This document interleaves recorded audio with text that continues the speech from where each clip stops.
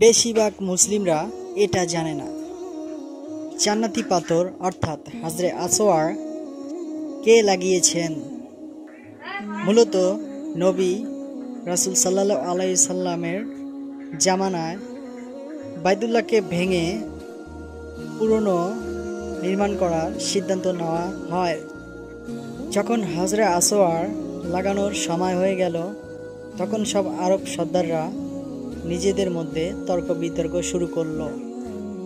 যে যার মতন বলছে পাথর আমি লাগাবো আমি লাগাবো।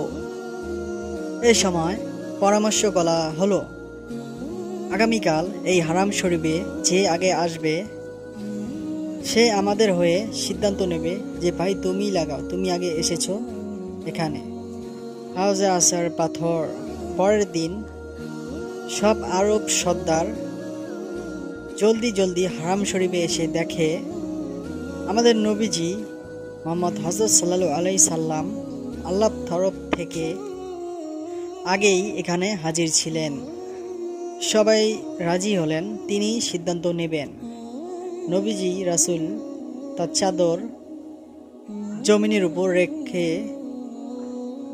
হাউজে আসর পাথরকে রাখা হলো চাদরের উপরে।